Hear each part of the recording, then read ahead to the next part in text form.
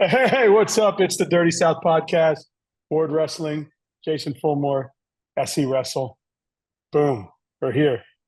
Yep. So, And uh, it feels like this it feels like the season has started. For me, I don't know about anybody else, but like I hit Fargo and that feels like the end of last year, right? And then I know there's a couple of events in the middle, right? Deep South duels, and there's some good stuff going on. But for those of us who travel out to Fargo, it's like this big deep breath, right? After you finish, and you come back, and really it's every single year. Labor Day weekend is the Georgia Super 32 early entry tournament, and it feels like it's now started again. Which I don't know, the way I said it made it sound like I'm tired, and I am, but it's good. It's fun because now the events beginning with the Georgia Super 32 early entry tournament, you can't be a senior. Like you could have been a senior wrestling, like a graduated senior wrestling in Fargo, or a couple of the other events before the season, before this part started. But now they've moved on. Now they're done. yeah, and a cool place up there at Ola. I wasn't there this year. You're there every year. I've only been there once. I know you saw some Florida kids up there. One of I them, did. one of them told me they came up to you and said, "Are you the Dan Ward of Georgia?"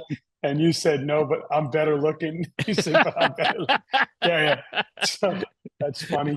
I That said, is "Hell, fun. what are you talking about?" And Dan, he's the SC wrestler of Florida, man. Come Florida. on, That's right. don't give me that. Yeah, yeah. That's funny. No, but you Uh, know what? We saw several of the, like, I guess it's West Side that Rocky has is the West yeah. Side Wrestling Club. We saw the George Jenkins crew. We saw I saw Coach Bird and the Panhandle crew up here wrestling as well. Um, yeah, not a ton of Florida kids, a handful of Florida kids, mostly Georgia kids, some North Carolina kids. We had a strong group from Louisiana, a really strong group from Louisiana come over and compete. So that was a lot of fun. I got a question. I mean, I thought that I thought they were going to start at 98, but it looks like when I'm looking at the results and when I was looking at what was going on, No, it they had a looked like 98. They had a 98-pound weight class. well, when I go here, because and maybe I just got a little confused because I saw Araya and Tequarius in the same weight. Did Yes. was that? So Araya, I don't know. I mean, I don't know the information. Like I wasn't privy to the decision making. Oh, there it is, But Araya, 98. but Araya was going to do well at 98, so I think he bumped to 106, and bumping to 106. I mean, you had Tequavius, you had Araya, you had Cody Clark. I mean, you had the Roundtree gang down there at 106 just running the Well, show. one, it looks like they forfeited the last three matches They because it did. was It was all all Roundtree Roundtree kids. kids. Yeah, Yeah, yeah. So that makes sense. But yeah. I mean, it looked like Roundtree had a hell of a tournament. I was looking through the results. Um, for some reason, during the day, I went on to Flow, and I could just be a little retarded, but I did go on to Flow looking for matches to watch matches, and I could not find them. And then I was waiting for you to post videos, and then later on in the day, I found the link, and everything was done. So I don't know if they videoed or not. I have no clue if they videoed that, the event or not. There were so that makes sense. it's like what I said before, right? It's not surprising. You had kids who didn't show, kids who changed weight, kids who did this. I mean, that's why write a preview? Because Right, right, right. I mean, who Man, knows where everybody's going to be? talk But about talk but about there's some good stronghold. weights. Yeah, Talk about Stronghold. stronghold. So where's that club is in Georgia, No, right? Stronghold is in Birmingham, Alabama. Stronghold's in Birmingham, Alabama. So they came over with a hell of a crew then. Yep. And wow, because they topped Roundtree and Compound. And then looks and then a New Orleans club, right? Dark Horse. Wow, you had some Dark big horse is North Carolina. wow. So Stronghold showed up, huh? Yeah, yeah. I mean, Stronghold always. I think they. I mean, if you kept score, and I don't know how in the world you keep score, where you got 17 kids from this group and 5 kids from this group. I mean, does everybody score? I don't have any idea, but th- none of that matters. They come over with a group of kids. They wrestle hard. They always bring some studs, and I'll tell you what, some of the matches that like featured some battles of some just super top kids. And one of them was a compound kid and Brian Papkin and Yannick Simon from Stronghold at 150. That was the final at 150. And it was a unbelievably good match. And it was one of the best matches, in my opinion, of the entire day. Like it was a Yeah, quality match. well, it looked like Roundtree had the most chance with three, and then it looked like Compound and Stronghold had two champs. But man, you guys got through that in one day. Oh yeah, man. Cliff doesn't mess around. I mean, they're hustling, man. We were out of there by 4:30. Oh wow, no wonder. Because when I talked to Tony on Sunday, I was like, "Oh, you guys on your way back?" He's like, "No, we drove back last night." So he drove back Saturday night. Yeah, no, they were done by 4:30. I mean, you could have gotten in the car and drove home and probably gotten I don't know if you got to Lakeland before bedtime, depending on when your bedtime is, but yeah, you totally could have gotten back down there no problem. Because I mean, they start early and they run 2 gyms, and I mean, you've been there before, and they run it, man. And I'll tell you what, this is one of the things. So I want everybody. I don't know how Florida runs theirs, but everybody needs to kind of put a little asterisk or caveat that you need to keep in mind, and that is there are a couple of things. Number one, it's a 4-minute match. It's 2-1-1. So if anybody who's wrestled before, you know the difference between 4 minutes and 6 minutes. And for some people, it can be an eternity, right? I mean, let's be honest with you. But it's early in the season. There's nothing wrong with that. The only reason I say there's a little asterisk is the fact that it, yes, you got great kids competing against one another, but you have a 4-minute match and something can happen in those other 2 minutes. You get up, especially now with a 3-point takedown, and if you are good at locking somebody down and grabbing wrists and everything Yeah. else, you can stall out the last 2 minutes Well, on I top and on bottom. remember. I remember when Daniel was wrestling a 2-on-1 at Osceola, and he was doing well. He was making a good little run, and then he ran into a Mater Lakes kid who was really good, and the kid got up quick in that first period, 2 minutes, and by the time Daniel warmed up and started to kind of figure him out a little bit, it was Match is over over. because the kid was so athletic, and it was yeah. So I would ask those kids about that, and like he says, it was tough because when you figure something out and you go to make adjustments, the time's done. And Yeah, yeah, and that's why I think that yeah, you pay attention to the results, but don't put everything in the box that says, "Oh, this kid's better than this kid because of a 4-minute match." I mean, yeah, well, I think let's just we keep it in see perspective.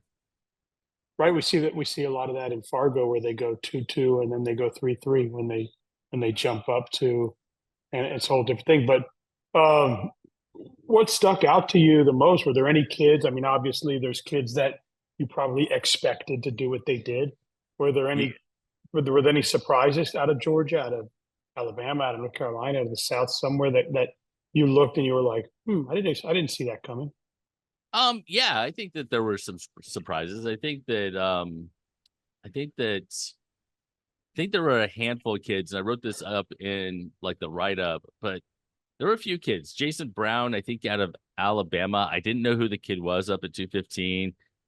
He wrestled really tough, beat I think a Georgia State champ, both on the front side and the back side. You had Aiden White, who I believe is out of North Carolina, who lost at some point in time, but then fought all the way back through at 120.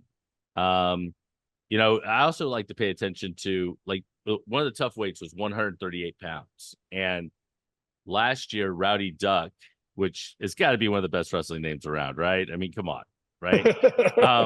Rowdy got hurt at the Georgia State tournament last year, and ended up injury defaulting to sixth. And we got to see him back on the mat, and he wrestled through a exceptionally good weight class to get back. He got to the finals where he lost to Colson Hoffman. So, those are the kinds of ones where you kind of just paying attention. I don't really know this name. I know these kids. I don't know these kids. And yeah, it was fun to watch. Because Some I kids you remember don't necessarily know. and I remember last week you talking about all the state champs and state runner-ups that were at 138, that we were going to see a heck of a barn burner there. Yeah. Well, and to be fair, some of them moved. Like I expected Bentley Sly to actually have a match. So I took a picture with Bentley Sly and Colson Hoffman, and I think they're both two-timers in their state. At the end of the tournament, I posted it. Well, that was part of the preview. They were going to be at the same weight class. Well, they didn't end up being at the weight class, right? Colson ended up winning 138, beating Rowdy Duck in the finals.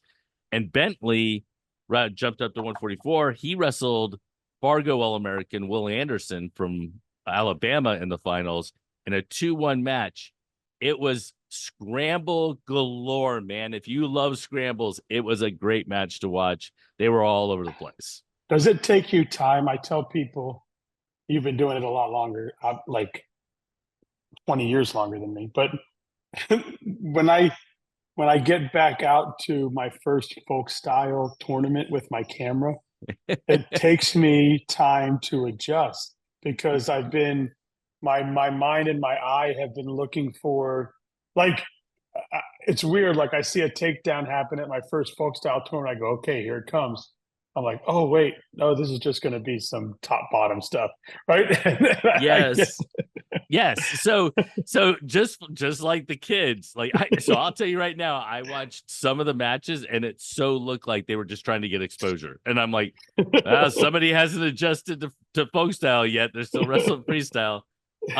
But yeah, you're watching because, again, if you've been around for a long time, you kind of like what they're going to be trying to do in freestyle or what they're going to be trying to do in Greco. And now you're looking at it going, oh yeah, that's not a takedown. Although we just exposed our back like 7 times, Yeah. I remember last year I'm at Osceola and I'm like, what? Why wasn't that points? Oh shit.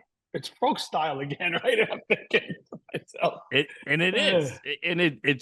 takes a moment to kind of the easiest thing for me to be able to recognize where I am is the officials, because you have one group of officials who are freestyle officials, you have another group of officials who are folk style officials. If I look around and I see these people on the mat for folk style, I'm like, oh yeah, we're wrestling folk style.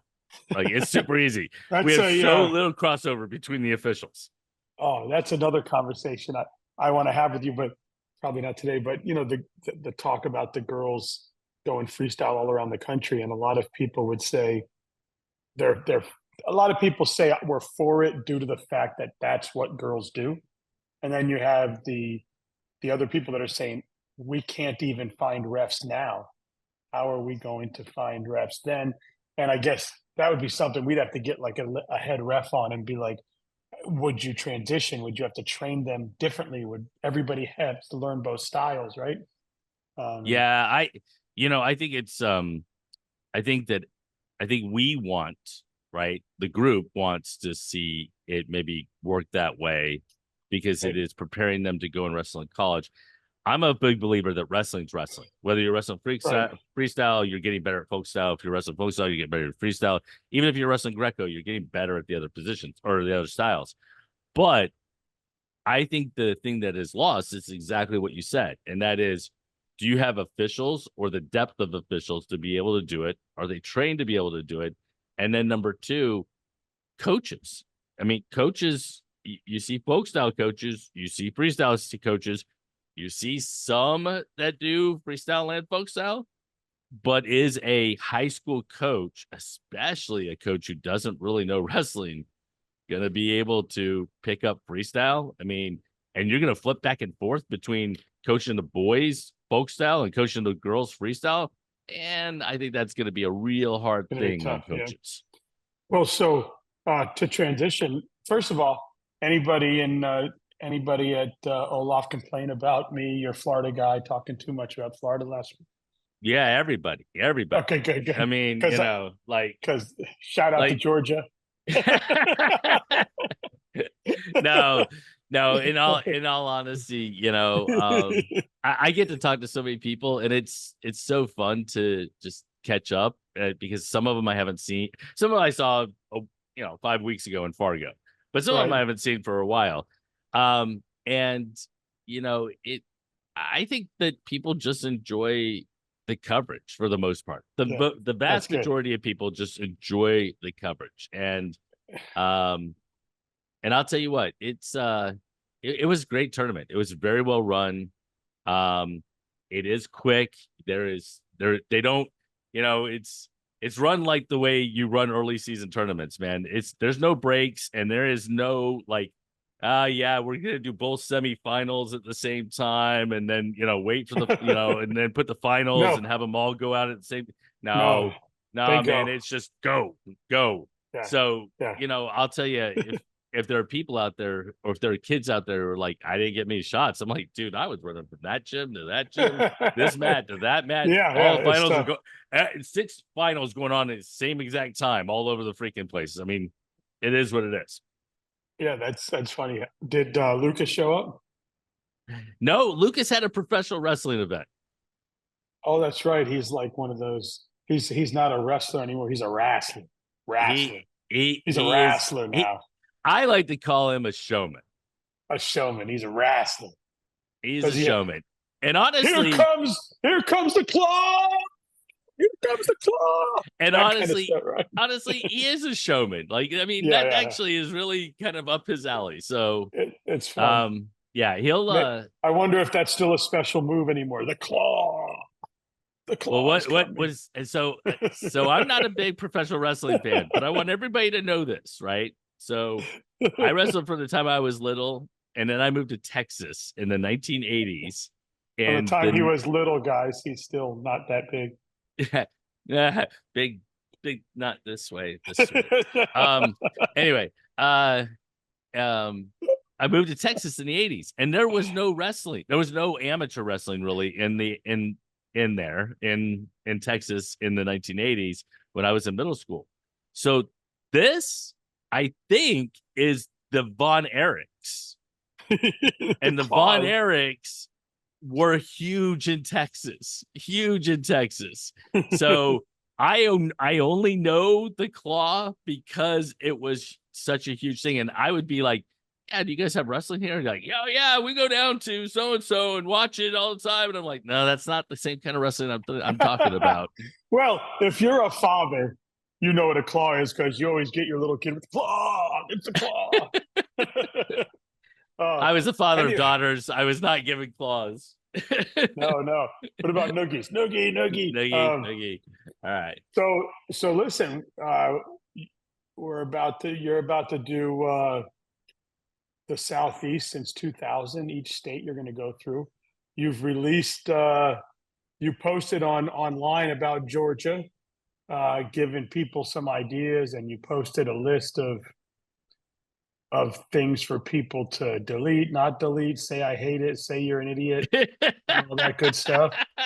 And we've seen all the amazing comments because people don't read directions. Yeah, and it's not all on them, right? It's that some of it's on them, but not all of it's on them.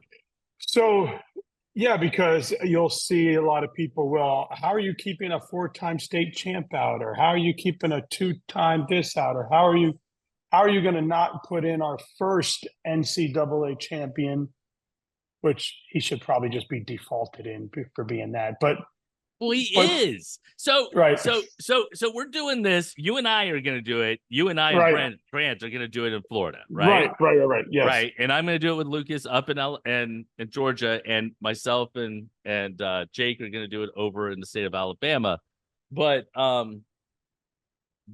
couple things. Like first, right? I I just made up a list to do a fans vote, right? Like so people could go on and do a fans vote.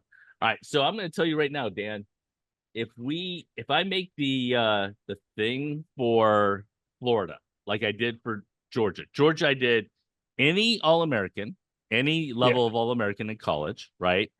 And a four-time state champion in the state of Georgia. Right. Everybody's considered. Everybody. Like if you went 0-2 as a JV wrestler, you're considered for one of the top 25 spots. Now you won't get a top 25 spot, but you're considered. Everybody's considered. As long as you wrestled in the state of Georgia from 2000 to 2024.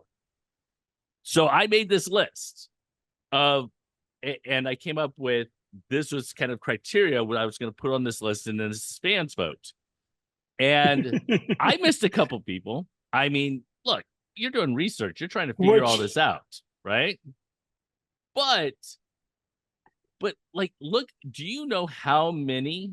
I'm going to pull this. Let's see. Where is my? Which I would imagine there's in any state there's going to be somebody that is a historian of the state of and was like, Jason, you missed Joe whatever from 2001. He was a kid nobody knew about, and he snuck up on, because you're not going to get the one that says, well, back in 1953 you missed this kid, because at least that's clear. It is from 2000. It is, but I mean, just imagine. Do you know how many NCAA Division I qualifiers Florida has had since 2000? And these are wrestlers who wrestled in high school from 2000 to 2024. So Josh Lambrick, Jared Frayer, they were all qualifiers in like So 01, you're saying 02, how or many 03 from how many NCAA qualifiers for from Division 2000? One. Division One only. Okay, I'm going to say 240. So no, not that many. There is 71. Okay. 71 NCAA Division One qualifiers in the state from the state of Florida in that time period. So 71. But like you said, some of them qualified way back when. Finding all of these individuals is not the easiest thing in the world to track down. No, I could imagine. So you have to draw the line somewhere. So if you have 71 Division One qualifiers, how many Division Two qualifiers do you have from Florida? How many Division Three qualifiers do you have from Florida? How many NAIA, NJCC, the JUCO, right? Now you have all these college All-Americans, and then we're going to add the five-timers to the list. Dude, you're going to have to look through like 400 names to pick out 25, and that may even be the best 25. So yeah, I'm excited to see your list first of all, like this. I can't wait till you release it so that I can look through it, and I can't wait till we post it so I can hear and listen to the folks debate why Johnny's not on there, and you've got Stevie on there, and why Joe's on there, and you have Davey on. Yeah, I can't wait to. Well, I made the criteria, and it's my criteria. But the truth is, yeah. the truth is, you can make an argument. I mean, so there are. Let's see. How many are there? 1, 2, 3, 4, 5, 6, 7, 8, 9, 10. 10 wrestlers who were 4-time Division I qualifiers. 10. 10. So, and I'd imagine you're not putting every single one of them in. Well, yeah, Maybe. I don't know. Maybe I haven't gotten to that point yet. But the question you have to ask yourself is Zach Sherman, right? Zach was a 4-time qualifier, was a 2-time All-American. I mean, one was during the COVID year, right? Right. But So, but Zach wrestled in Florida, and he wrestled in the state tournament as a kid.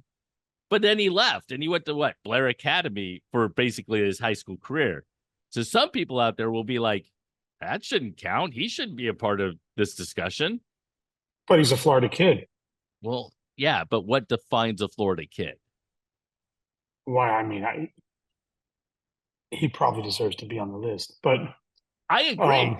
I mean, based upon the criteria I wrote, he will be list. considered. Right. He will be considered. But I mean, you've got to do that. Other people are going to be like, no, you shouldn't consider it. But let's be honest, a lot of our best kids, well, not a lot, I don't want to say that, but we have seen lately Florida's been able to keep more and more kids, but we still see a lot of the elite go on elsewhere to do the prep thing and kind of do that. And, I mean, I guess I don't, as much as we love to see kids stay home, we love to see kids stay in our state, we love to see kids stay in Georgia or Florida, Alabama. But I also don't fault parents or kids who feel like the best decision for their kid is to do that. I mean, I hope high school doesn't turn into like, I know they're trying to regulate now the NIL thing in college, but I hate to see kids go from high school A to high school B to high school C to high school D. And that was their 4 years in high school, right? It's like, give the kid a chance to grow, give the kid a chance to develop a little bit. And I'm good. I totally understand they leave to go to another place. Yeah. The challenge you have is that if you're a casual fan and you watched Zach Sherman, I mean, when he was in 7th grade wrestle, and then you never saw him again, and he wrestled for the University of North Carolina, you might not associate him as being a Florida kid. Right. Because he didn't wrestle in high school against Florida kids. Right. But there's going to be kids. I mean, listen, there's got to be kids that have come out of a Lake Highland Prep, Tampa Jesuit, programs like that have to be considered because they've, over the last 10 years, those two places, or even maybe a little bit longer than that, have really produced some. I mean, just last year, Tampa Jesuit had how many kids qualify for the NCAA? I mean, it was awesome, right? To see Kai Owen. No, it was more than that. Well, Kai Owen, and I went with 3 because Kai left. Yeah, but he was there a couple of years. He was, and but I don't think of Kai being a Jesuit kid anymore. Yeah, but to see 4 of their kids, that was pretty cool. To see Basil and the Crooks and Kai Owen. Yeah. Yeah. You know, the thing that's fascinating to me, though, is that I've learned now. I posted this, Thursday, right? And I got a lot of those Facebook responses. Yeah. And I missed a couple of people, and I have to go back in and add them and all these sorts of things. And the whole point is it's a fans vote. And then Lucas and I are going to kind of talk about our own top 25 and debate it and that sort of thing. And we'll do that the same thing in Florida. But the one thing that's fascinating me is when I put it up as a survey and I allowed people to start picking, right? I've now gone into the 50 responses I've got, and I've looked at them, and I'm going, what? That person's number 1? So you're going to look, we're going to get responses back and go, how is that person number 1 over this person? But it's their vote, and I'm good with their vote. We're going to have the same thing in Florida. Somebody is going to come up with somebody in the state of Florida as being number 1. You're going to be like, how in the world is that person in front of an Olympian?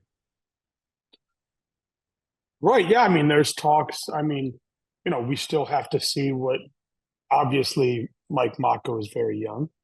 Yep. And we're going to see him turn into obviously something special, God willing, knock on wood, he stays healthy and stays growing and doing what he's doing.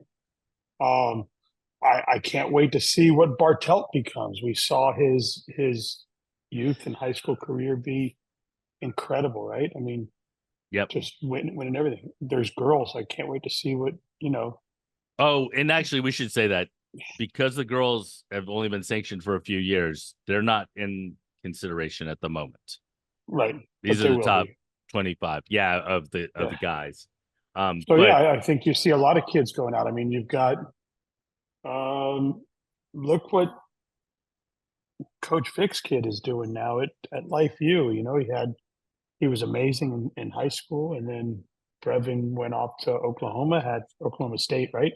Had some he went to Oklahoma setbacks, State. and Hmm. he got himself on the right track. He's back to back NAIA national champion, and he's looking to put another one in his pocket before he leaves. So there's Yeah, a young man that and I the think question you people have to are ask gonna. yourself is how do you rank or how do you compare an NAIA to or whatever two-time NAIA champion to a three-time NCAA Division One qualifier or a one-time All-American? How do you Well, I make the think comparisons, right? there are cases. Um, that one you could argue because I think if I think if I think if he would have been able to make a run and kept himself together at Oklahoma State, I think we would have been talking about him as at least an NCAA All American. I agree with you, but that's Yeah, a you thing. That right, like that's not reality. And right. this is actually going to be the most difficult part because you're going to look at it and go, well, if so and so hadn't gotten hurt, they were Well, I going to mean, be listen, unbelievable. And you're like, listen, but I well, mean, I believe Joey Silva probably would have won a national title. but he didn't. Right, and he just some people they find themselves a little bit later in life, and once they do, and now 100%. he's making a hell of a run.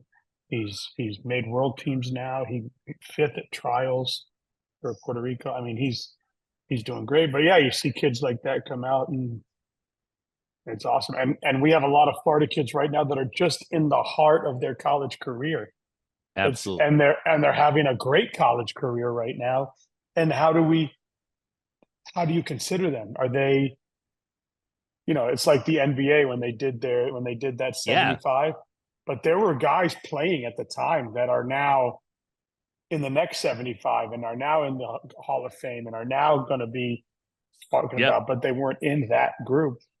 It's just not it's not an easy task and everybody's gonna have their Yeah. opinion and I hope everybody like just takes it with a grain of salt and it is one person's opinion or it's Brand has an opinion as well and Well, you'll weigh like in you too. said, the one of the Rivera brothers, one of the Crook brothers, uh, a couple of the Basils, a Cooper Haas, a Heap. These guys are 3 and 4 timers, but we just haven't seen them. We know they're going to have a good college career. Well, the Basil and Crooks have already been to the dance, But we and don't so know that. right, but we don't We know it don't yet. So know that. yeah, We and we've we got we we anticipate, but I will tell you, look, I would have look put at we money. talked about Christian Guzman last week, and here's a kid that's having a hell of a run outside of high school. I mean, he did get his state title. He had a good high school career, but he's had a great college career. But you and I mean, I think that I would have put money down if you had said you could put money down that Joey Silva will be an NCAA Division One qualifier. I would have said, man, I'm Oh, going to take your money every day of the week. oh, Okay, 100%. I would have right, taken that bet. right, and we would have lost. Right. I mean, at least at this point in time, and I don't know if Yeah. his eligibility is now up, but we would have lost. So that's the part. That's the part where you look at it and you go, nothing's guaranteed, No. right? I mean, You you've only got can a go couple based of upon what they've you've done. got some great Lake Highland prep kids. You've got a couple of kids that have been at Penn for a long time that are doing well. They've been to the tournament a couple of times. Um, and they had great high school careers. So yeah, I'm sure you got to take all that into consideration. And Dan's And list of 25 will include 2,412 people. and 25, 2,025 people. My list will start at 2018 and it'll go to 2024. Yes, because there is a bias that Yeah, you have. it'll But only be It'll only be people that came on my show. No. Oh well, there you go. You can start narrowing some people down now. Yeah. Mine includes people who said yes to my podcast. So we yeah, so going back, right? This is gonna be So, fun. okay. We're gonna do this. Georgia Super 32 qualifier was awesome. North Carolina's is coming up Yeah. 2 weeks from now. Florida's coming up. Oh, I can't wait. And Florida is huge. It's 2 days. It includes middle school. It includes the little guys, the middle guys, the girls. It's everybody. And it goes 2 days. And I mean, the first day will be 12 hours probably. It'll be insane. And they go through it as fast as they can, and they do a great job. It's just they've accepted so many kids, and it's going to be something. Um, but it's going to be fun. I'm going to go. I like your method. Maybe I'll sit at home until about the semifinals, and then no, in that case, I wouldn't be there till Sunday afternoon. Well, I think Sunday is only the little kids, right? Are the high school kids done on Saturday? Oh, I'd have to look. I think I sent you the link, right? I don't know. Well, North Carolina's happening, right? Yeah, it's getting ready to come up. I hate to say this, but I have not looked at theirs. I've been so busy with Labor Day weekend and all those sorts of things. I haven't done a preview or anything like that. I wonder if they get kids from around the Southeast like Georgia does. Because So what they do, a lot of kids, at least in North Carolina, is you get a lot of Virginia kids come down. Please hold on, guys. 1 second. Yes, are you okay? Oh, I'm on a podcast with SC Wrestle. Want me to call you back? I just want to make sure you're okay. Love you. Bye. Okay. Sorry, guys. Kid in college. Got to make sure he's okay. I so need Dan and Lucas to do a podcast together. Okay. So Saturday, September 14th, 8 a.m. session, 106 to 144, 2 p.m., 150 to 285, and then weigh in for girls. Blah, blah, blah, blah. Sunday, all middle school and girls folk style and girls freestyle. So high school Saturday, everything else Sunday. Yep. And one of the things I love, and actually everybody the three people who are watching this, right? Yeah, three. Right. I'm going to tell you right now, the way that they do it, splitting A and B, or morning session and afternoon session, is so good. Yes, it sucks for the kid who travels with their coach and is 113 pounds and goes 0-2 in the morning and is done at 9 a.m. and has to wait for their teammates to finish in the afternoon.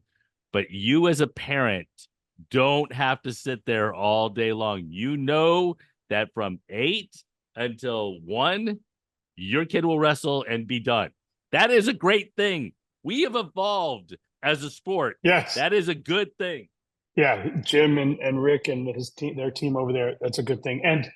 And they do it with a lot of events that they put on. You'll see them do that. I think that Danny Byron does that. Danny Byron does it, and then state duels, they bring them in tiers.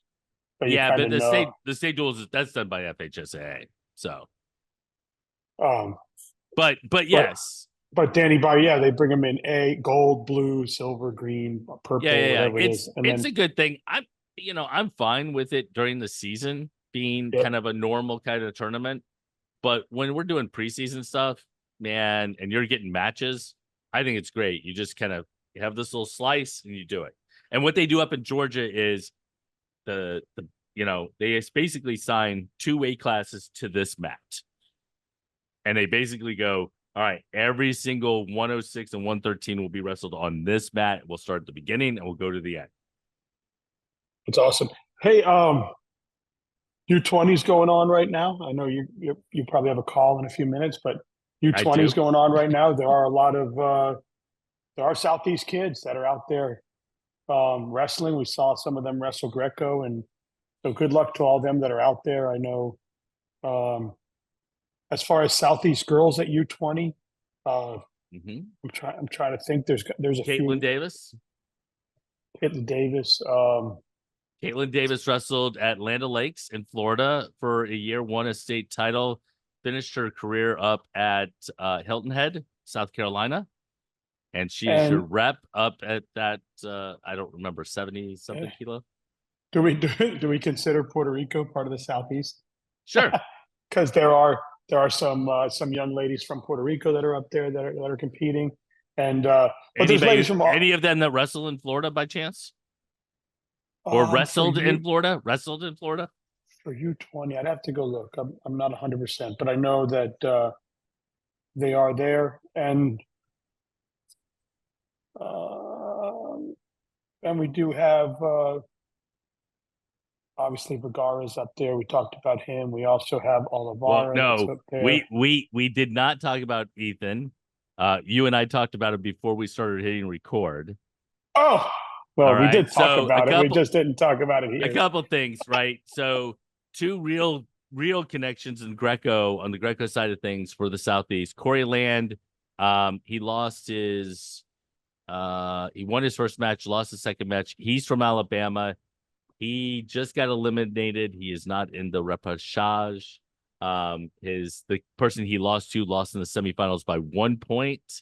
So he did not make it back in. But Ethan Vergara, who and all of you that love Ethan, he wrestled at 130 kilos for Puerto Rico. He lost his first match, got pulled back into the repechage, but then lost to Aiden Ateo, the U.S. representative, who will wrestle for bronze. So, Yeah, wow. It's man, Iran has been just insane this offseason in these world tournaments. And yeah, it looks like Ron has wrestled they're yeah. well. India's wrestled well. But you know what? Shout out to the U.S. Greco because Yeah, we've got two sitting in the finals right now with Isaiah Cortez and Otto Black, and that's not at U20s in Greco. That's not necessarily something that happens a lot of times. So best of luck to both of them. I think they're getting ready to wrestle here in just a couple hours, I think. Yep. And then Puerto Rico has a 16-kilo kid, Eli Sebastian Kirk, that got recharged. So 60 kilo. back in. 60. Yeah, 60 kilo. So yeah, that's awesome. Looks like they're having fun over there. Man, side note is Amani Jones just become like the absolute queen of Georgia? I saw them post that, but she's been everywhere. She's doing everything. I mean, she's just she's perfect to put Georgia on her back and kind of carry it. Yeah, so I think that I mean, I obviously she's a compound kid, and that was posted by Cliff and and all of that. But let's be honest, right? I mean, Amani Jones was a fantastic high school wrestler.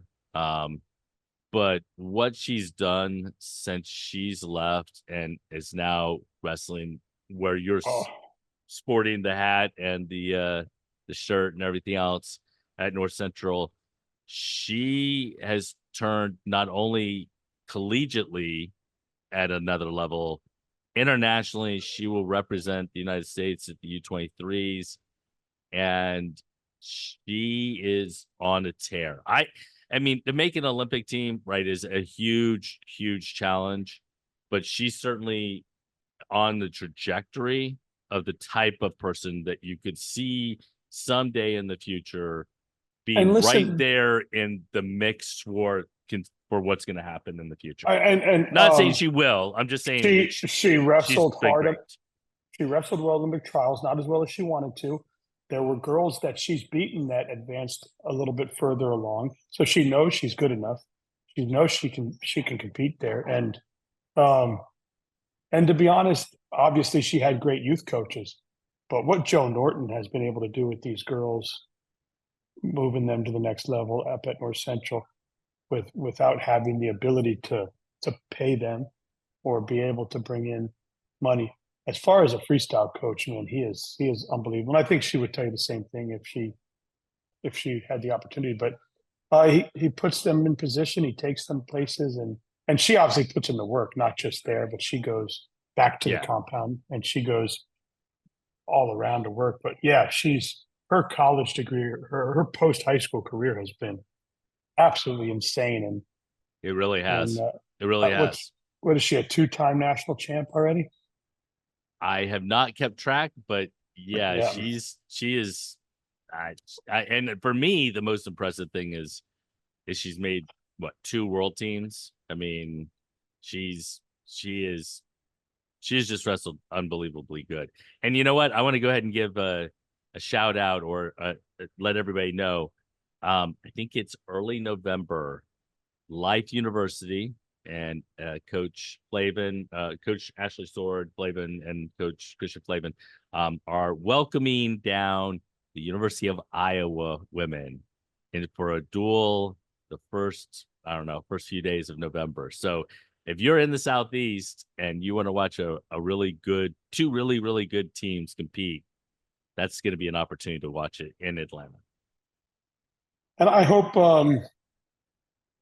Iowa brings everybody. I know there was a tournament last year where Iowa came to North Central for the big North Central for like 45 years has had a tournament there or something.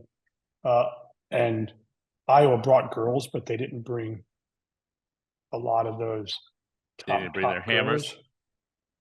Yeah, because I was curious to see, and I was talking to my son, and they weren't there. But I mean, their hammers, their second and third stringers are hammers, so there'll be hammers there, right? But the yeah, so I hope they do that because not only would it be good for little girls in the area to be able to see them, it would be great for wrestling in that area to be able to watch that duel and see girls like, you know, Reese Larramendi and Kylie Welker and the Blades and Macy Couldn't Kill, agree more. and all of that. So that would be great. But Um, yeah, as we look to next week's show, we'll recap what U20s. We will preview the Florida Super 32, and then we will be about a week away from us talking a little bit about the top 25 in the state of Florida. So we'll touch on that a little bit more, and hopefully by that point in time, we'll have released this, and we will have some responses, and we can start talking about what everybody's saying about everybody I missed posting. yes, yes. I can't wait to hear about it. Um, because there's people, listen, there's people like Opie LeBlanc, I mean, and Omi Acosta. These guys have had incredible careers outside of high school, right? Oh And, yeah. they had good high school careers, but they've had great careers after high school. Now, do you take that in consideration, by the way? Florida, like an Earl Hall, for example, who now has been a great coach as well. Do you go, No, okay, what has he accomplished? only So wrestling. Omi's 2 national titles as a No, coach. only wrestling. It is their wrestling accomplishments. It is not their coaching accomplishments. Got it. All right. Well, you have a great day. You can go talk like biology now or something with whoever you talk to next. I have a conference call in a few minutes to talk about not biology, but other things. Yes, absolutely. Dan, Other have a good one, man. sciences. I will see you next week. All right, man. See you. All right, see you.